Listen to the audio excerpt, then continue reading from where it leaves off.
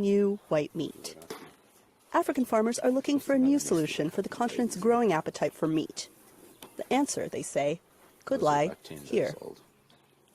In the past decade, South Africa's largest rabbit meat supplier has added nearly 150 rabbit farms to its stable.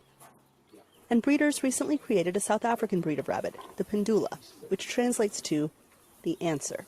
Independent farmer Gavin Gugurin keeps 500 rabbits at his farm outside Johannesburg. He says he thinks it's the meat of the future. As National Council, we've been saying for the last 12 to 15 odd years that rabbit has the potential of being the savior of Africa from a protein point of view. The reasons behind that are a multitude. For one, he says, rabbit meat is high in protein and low in fat and cholesterol. They take up little space and don't eat much. They require less water than chickens and put out less waste than cows. Rabbits, Gugurin says, may be the greenest meat. There's a lot of negatives that are currently happening around carbon impact on the planet, specifically around feedlotting of animals on a large scale. We talk about cattle and beef that are put into feedlots. So you've got huge carbon footprints there.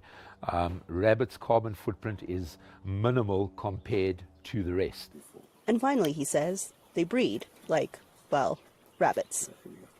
But can they make the leap from pet to plate? Butchery manager Richard Letcher says he's noticed South Africans' appetite for meat is expanding to more unconventional options.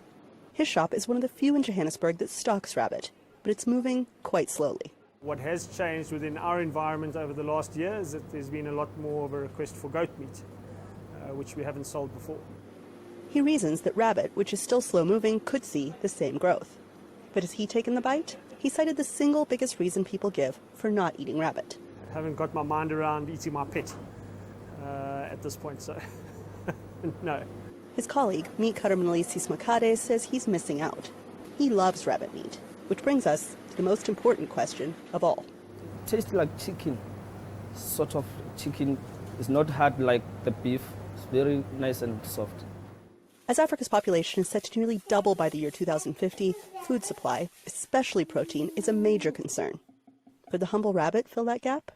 And millions of stomachs? Anita Powell, VOA News, Johannesburg.